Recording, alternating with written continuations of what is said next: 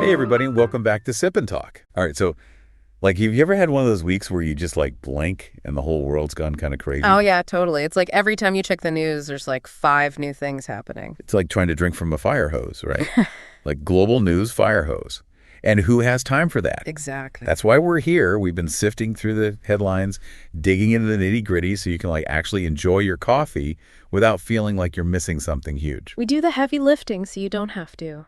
Today, we're diving deep into some of the biggest international stories making waves. We're talking about trade wars, some seriously weird propaganda, and natural disasters that, they make you want to hug your loved ones a little tighter. We're going to break it all down, connect the dots you might have missed, and try to figure out what it all means in the grand scheme of things. All right, let's jump right in. First up, the world of trade is looking a little spicy. Yeah. The U.S. has hit a bunch of countries with some new tariffs, and they're calling it Liberation Day. Liberation Day for tariffs. That's a no one. It is a bit of a bold choice of words. These new measures, which actually went into effect today, April 2nd, are being called reciprocal tariffs. And the basic idea, at least on the surface, is pretty straightforward. Okay, I'm all ears. Break it down for us. What's the deal with these reciprocal tariffs? Well, it basically means that if a country slaps a certain percentage tariff on goods coming in from the United States, the U.S. will now turn around and apply a similar percentage to imports from that country. A kind of tit-for-tat tariff situation. Gotcha. So if they tax our stuff, we tax their stuff right back, kind of a you hit me, I hit you back approach to global trade. In essence, yes. Okay, so who's getting hit with these new tariffs? Who are we reciprocating with? Well, from the information we've gathered, China's looking at around 34% tariffs. Oof, that's a big one. It is. And it's not entirely unexpected, given the ongoing trade tensions and talks about the trade deficit between the two countries. Then you've got the European Union facing about 20%, Japan around 26%, with their car exports potentially taking a major hit. South Korea's around 25%, and it looks like their car and electronics industries are probably in the crosshairs there. And Taiwan, interestingly enough, is at about 32%, which is kind of surprising considering how important they are in the global semiconductor industry. Yeah, taxing the folks who make the chips for practically everything. That seems like it could backfire in some weird ways. It's certainly a strategic choice, and the potential ripple effects are definitely something to keep an eye on. So this whole reciprocal thing, is it really as simple as just mirroring whatever tariffs another country has? Mm-hmm. Or is there more to it than meets the eye? In principle, it's meant to be a direct response. You tax us this much, we tax you back the same amount. But of course, the economic implications are way more complicated than that.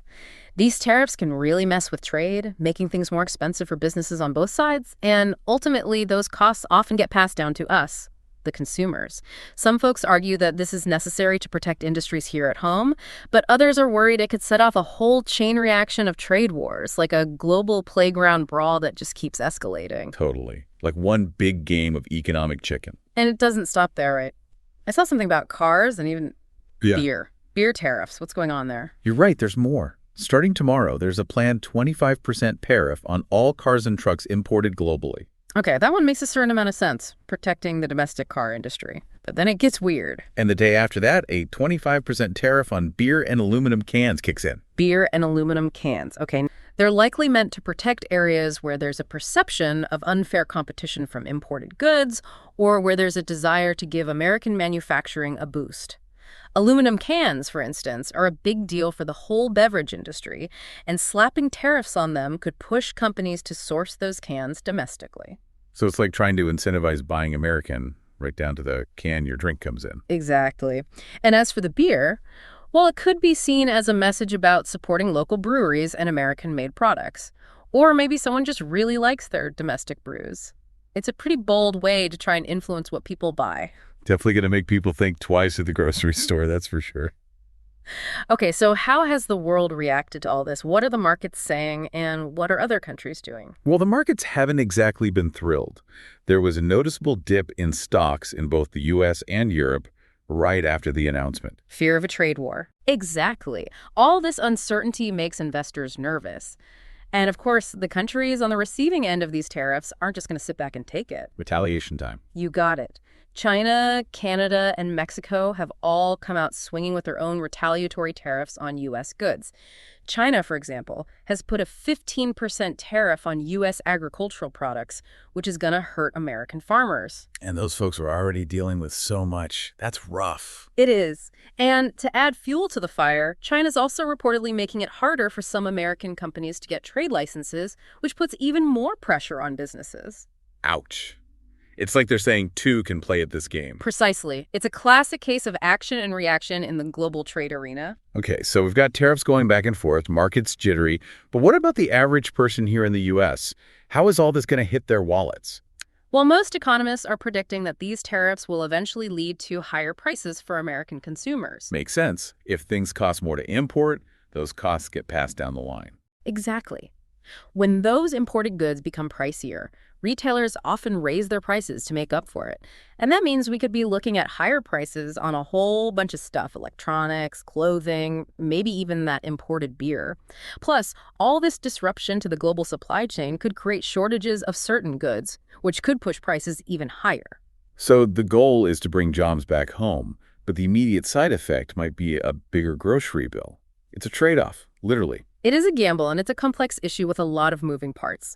Supporters of these tariffs argue that they'll encourage companies to move their production back to the United States, creating more jobs here. But whether that actually happens and how it all balances out against those potential downsides is a debate that's still raging on among economists. Okay, lots to unpack there in the world of trade and tariffs. Yeah. Now get ready for a hard swerve, because the next story is something else. Apparently, the Chinese government has released an animated video depicting Taiwan's leader, Lai Ching-te, as a maggot. Yes, a maggot. It's certainly a creative choice for political messaging. A maggot? I mean, seriously, what were they thinking? Well, the intention seems to be to use this imagery to discredit Lai Ching-te and weaken his political standing. By portraying him as this lowly, disgusting creature, they're basically trying to undermine his leadership and credibility in the eyes of the public. It's a very direct and, let's just say, unsubtle approach. Unsubtle is putting it mildly. So how has this masterpiece of animation been received? Well, not exactly with critical acclaim. The animation itself has actually been widely mocked online for its poor quality, with people comparing it to something you'd see in a bad PowerPoint presentation. Ironically, some folks are saying it's actually backfiring on China's attempts to project an image of cultural influence. When your propaganda looks like it was made on a 10-year-old computer, it doesn't exactly scream soft power. So not exactly Pixar-level stuff then. More like, well, probably best not to dwell on the visuals, but yeah. Did this creative choice actually achieve what they were going for? Did it land any political punches? It seems to have missed the mark. Many people are criticizing the content for being overly simplistic and relying more on personal insults than actually addressing any real political issues. It's raised questions about the judgment and effectiveness of those who created it. It's kind of hard to be taken seriously on a policy level when you're resorting to calling someone a maggot. Yeah, not exactly a winning strategy. I can imagine this didn't go over too well in Taiwan. You're right. Reports suggest it's caused a lot of backlash and resentment in Taiwan. Many people see it as a disrespectful and completely baseless attack on their leader, which is likely to further strain relations between Taiwan and mainland China. And internationally, some experts think this kind of crude propaganda could actually harm China's image in the long run. So, not a great look for China, and probably a few awkward coughs from the international community. Sounds like their propaganda team might need to go back to the drawing board. Sometimes a more nuanced approach could be much more effective than resorting to such visceral imagery. Agreed. Okay, before we dive into some of the heavier news, I want to give a quick shout out to our buddy Mickey. He's got a YouTube channel called Mickey to Life. And he's doing some really cool stuff, travel vlogs, whiskey and alcohol unboxings. Obvious. Mickey always appreciated a good drink, and he's even putting out his own original music. So if you're listening and you're in the mood for some travel inspiration, want to see what cool new whiskeys are out there, or just want to check out some original tunes from a good friend of the show, head over to YouTube and search for Mickey to Life. Show him some love, folks. Okay, now back to the news, and this next one is tough.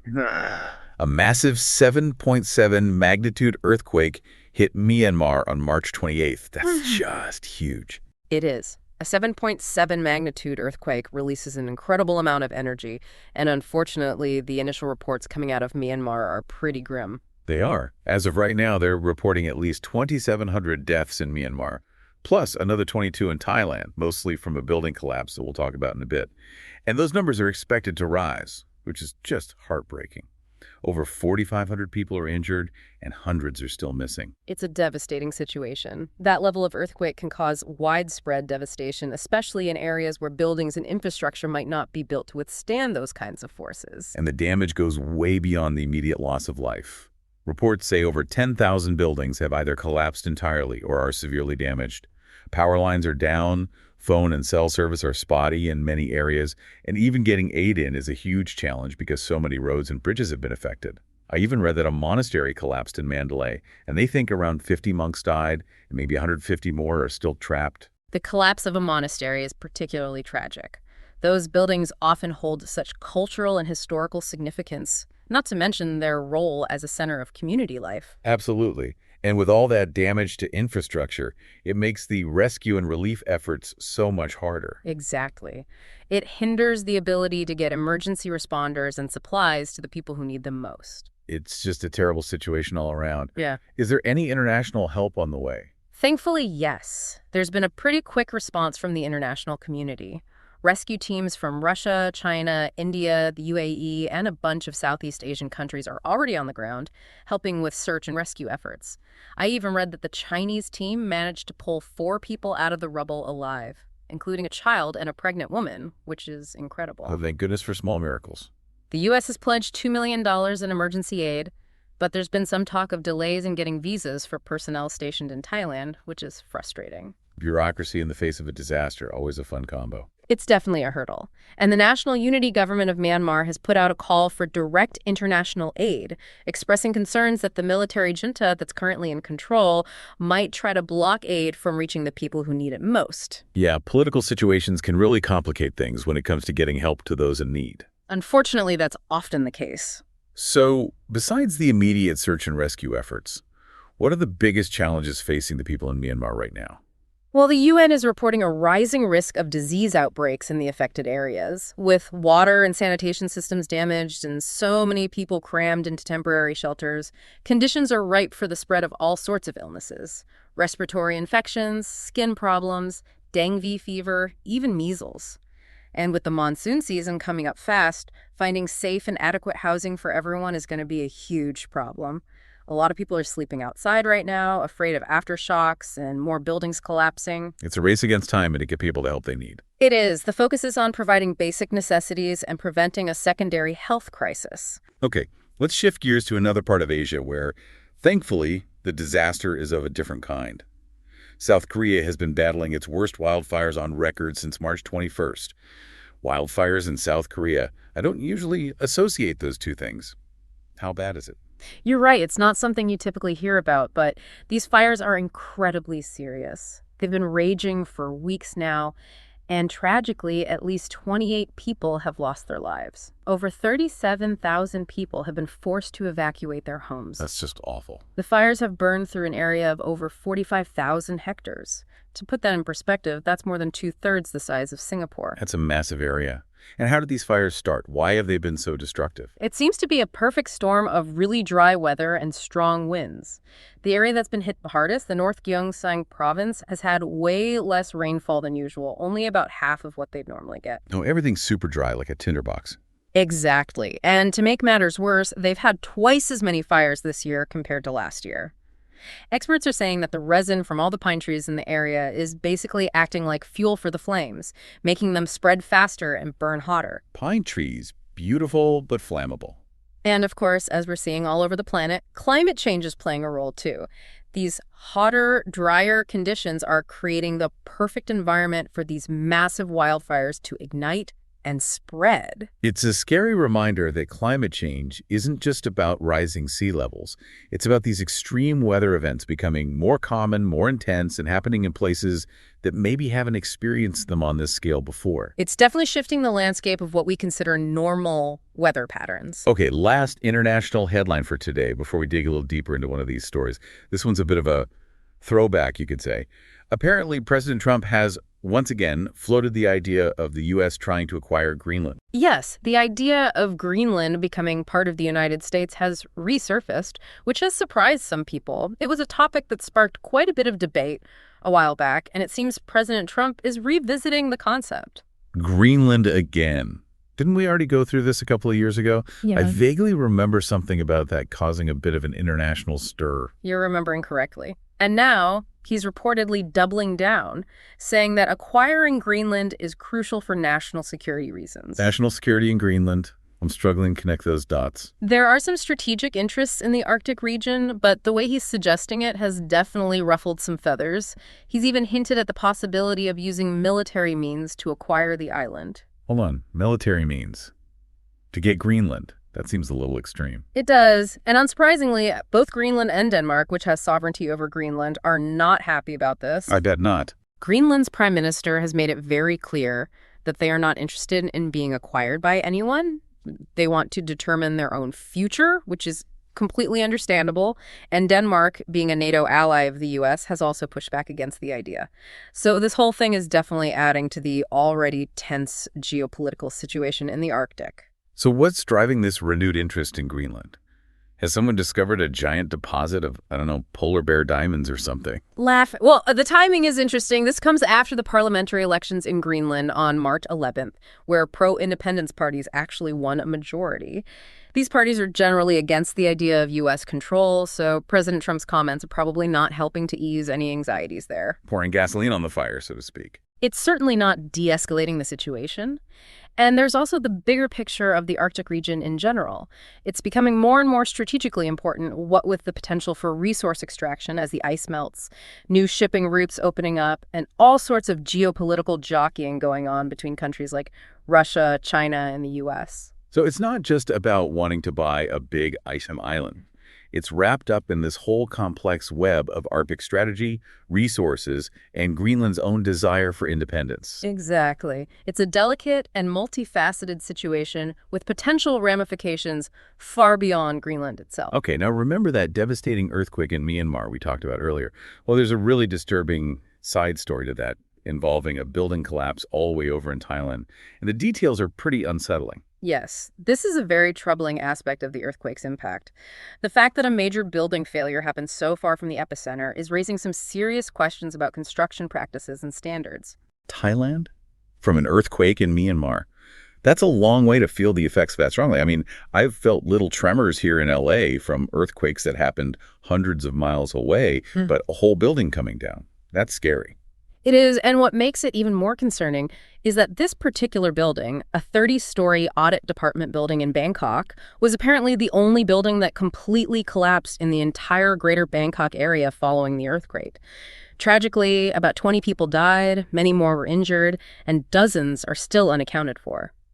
It seems like a very localized failure with devastating consequences. So one building just gives way like that, while everything else around it is standing. There had to be something seriously wrong with how that building was constructed. That's what it's looking like. And get this, the building was being built by a Chinese state-owned company, China Railway No. 10 Engineering Group, in partnership with an Italian Thai development firm. When it was first announced, it was presented as this big, impressive project, a sign of international cooperation and progress. You just know there's a but coming. But now there are reports from workers and initial findings suggesting that the use of substandard materials and cost-cutting measures might have played a significant role in the collapse. Like they were cutting corners on safety to save money. That's what the allegations are suggesting. There's talk of lower quality steel being used, support columns being narrower than they should have been, all in an effort to cut costs. And it gets even shadier. The steel they were using apparently came from a Thai factory with Chinese ties that was actually shut down last December because of quality concerns. Oh, wow. So there were already red flags about the materials being used. It seems that way. And then, after the collapse, contractors from the Chinese company were caught trying to remove documents from the construction site. Oh, no, that doesn't look good at all. Not at all. It raises a lot of questions about a potential cover-up. Several Chinese citizens were even arrested by Thai authorities. The Thai interior minister has called for a full investigation, and they want the report in 7 days. 7 days. That's putting the pressure on. They're clearly taking this very seriously, and they want answers fast. So this whole thing with the substandard materials, the attempted cover-up, Yeah. it makes you wonder if this kind of thing happens more often than we realize. Unfortunately, there have been concerns about construction quality in China for quite a while now. There have been numerous cases of bridge collapses and other structural failures in China over the years, with a lot of them being blamed on things like design flaws, rushing construction to meet deadlines, using cheap materials, and sometimes even corruption. Cutting corners to get things done faster and cheaper. It's a recipe for disaster, literally. So this isn't just a one-off isolated incident. It's definitely raising concerns about a potential pattern of behavior and a need for more rigorous oversight, especially in international projects. Especially when lives are at stake. Absolutely. This incident isn't just affecting the relationship between Thailand and China. It's making people question China's Big Belt and Road Initiative, which involves massive infrastructure projects all over the world. The Thai authorities are already reevaluating their building safety regulations, and the Italian Thai development company involved has seen their stock take a hit. People losing confidence, and rightfully so. And to make matters worse, it turns out that the Thai anti-corruption agency had actually issued warnings about this specific building in Bangkok before it collapsed. They saw red flags, but no one acted on them. Sadly, that seems to be the case.